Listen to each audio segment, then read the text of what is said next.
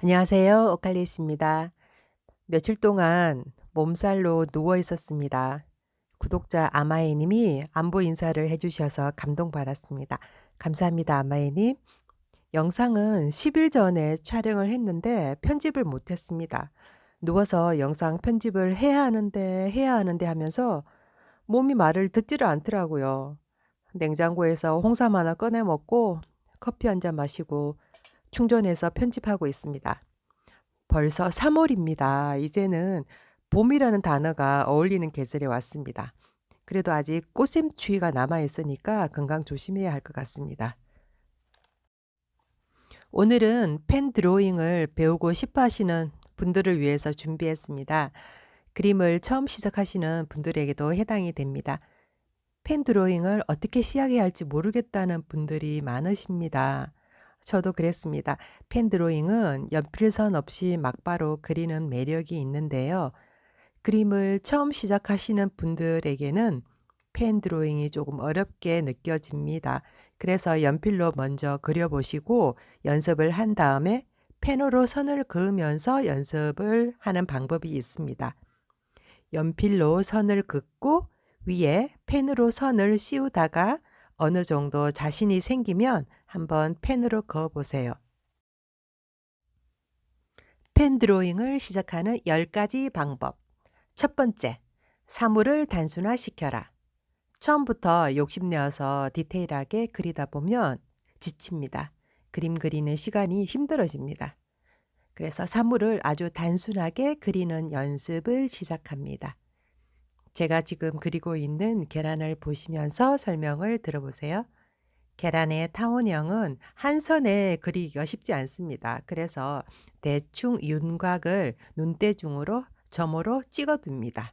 그리고 그 점들을 하나씩 연결합니다. 점들을 연결할 때에는 펜으로 천천히 그으세요. 보통 펜 드로잉 교재를 보면 기초 과정 중에 선을 긋는 연습이 나오는데요. 저는 이 과정이 재미가 없어서 몇 번 긋다가 말았습니다. 저와는 맞지 않는 스타일이라서 순서대로 하지는 않습니다. 그냥 자신이 그리고 싶은 대상부터 그리면 됩니다. 먼저 주변에 있는 물건부터 시작해 보세요. 지금 커피를 마시고 계시다면 커피잔부터 그려보세요.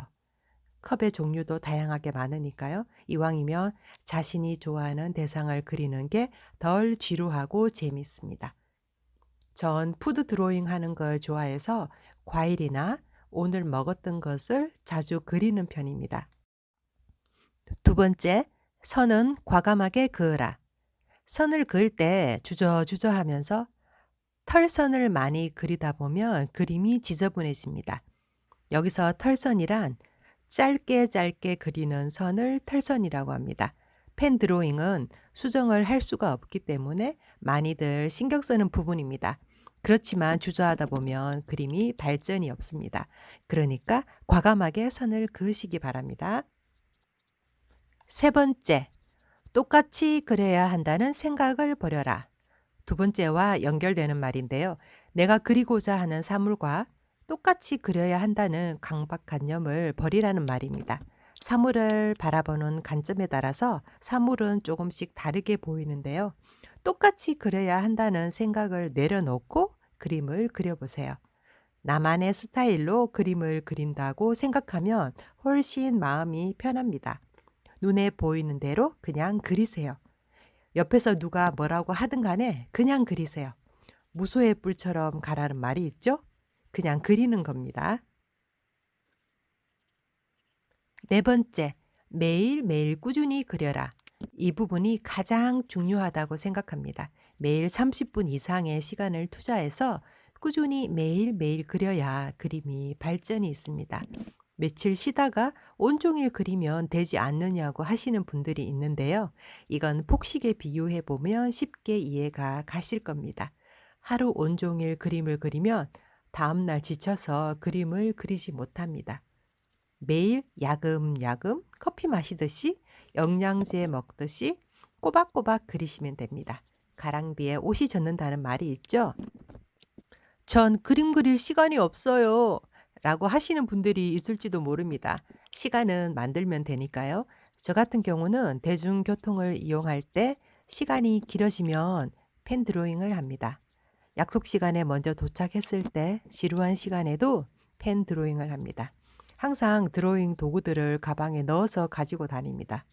비어지는 시간에 그림을 그리는 것이 아니라 그림을 그리기 위해서 시간을 비워두어야 합니다.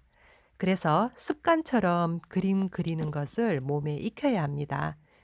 이것은 비단 그림뿐만이 아니라 모든 일에 해당하는 말인 것 같습니다. 내가 원하는 게 있다면 그것을 위해서는 수단과 방법을 총동원해서 해내어야 합니다. 다섯 번째, 잘 그려야 한다는 생각을 버려라. 제가 그림 그릴 때 잘 그려야 한다는 생각에 사로잡혀서 한동안 그림이 늘지를 않았습니다. 계속해서 인스타에 올려지는 잘 그린 사람들의 그림을 보면서 내 그림과 비교하게 됩니다. 비교하는 마음을 내려놓아야 비로소 그림이 그려집니다. 근데 이 부분이 쉽지가 않습니다. 그래서 매일매일 마인드 컨트롤을 하면서 1년 뒤에 내 모습을 상상합니다.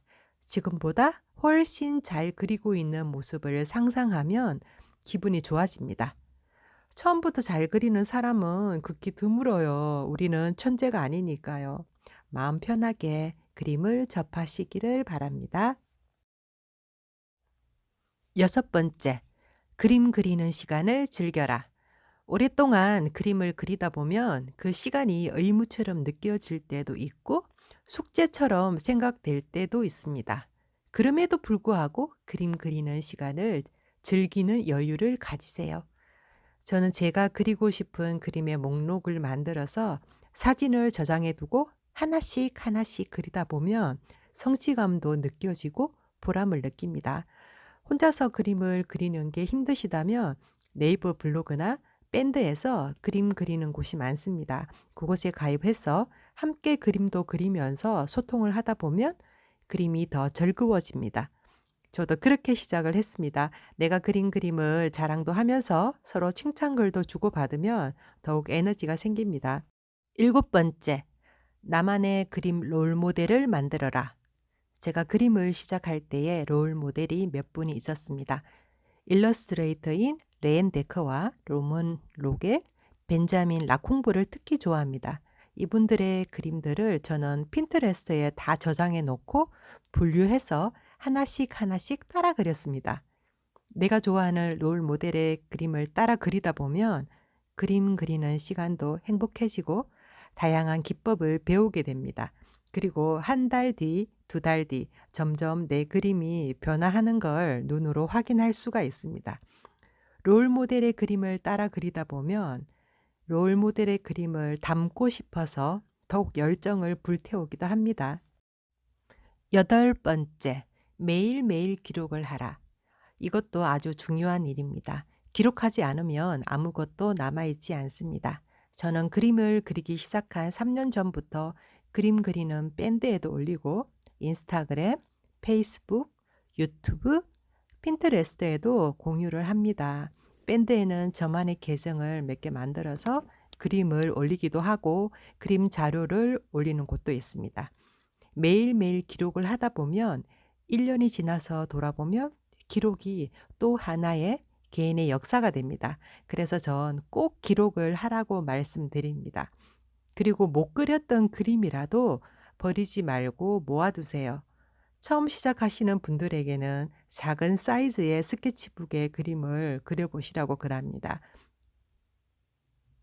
낱장의 그림을 그리는 경우도 있지만 스케치북 한 권을 완성했을 때의 기쁨을 느껴보시는 게 많이 도움이 됩니다.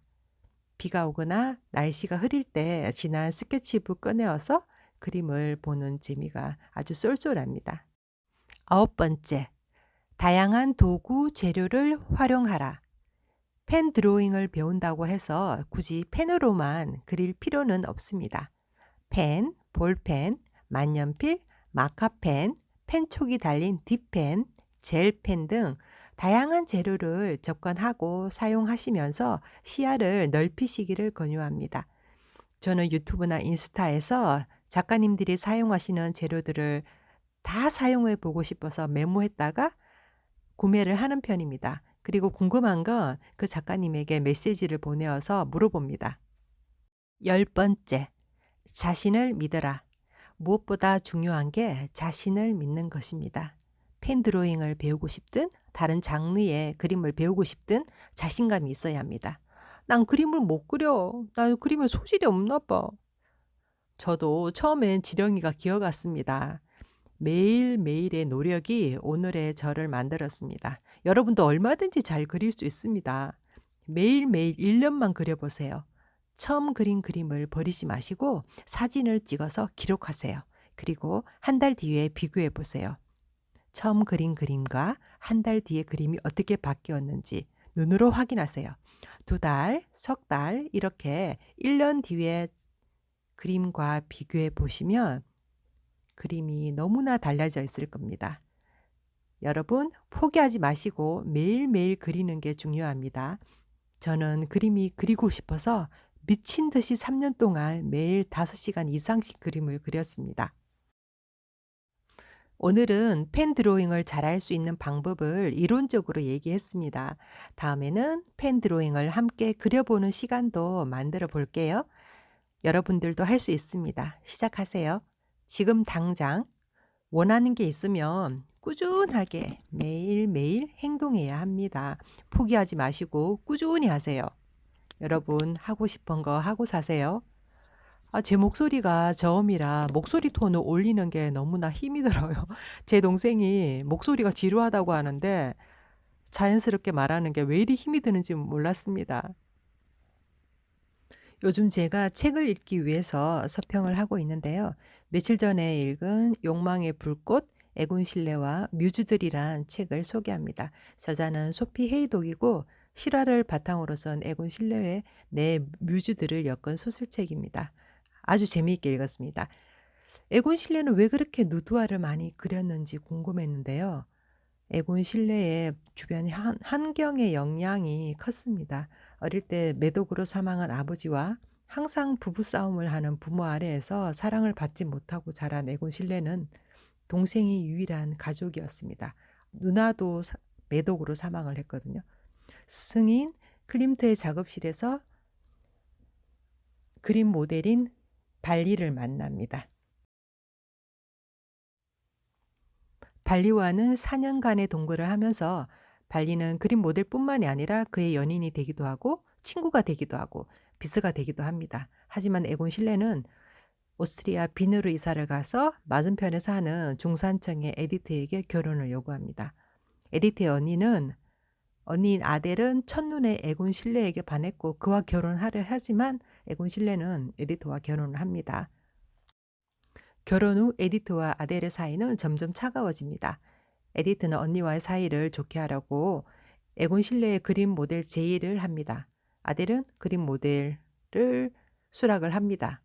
그런데 아델은 질투에 눈이 멀어서 에디트에게 치명적인 거짓말을 합니다.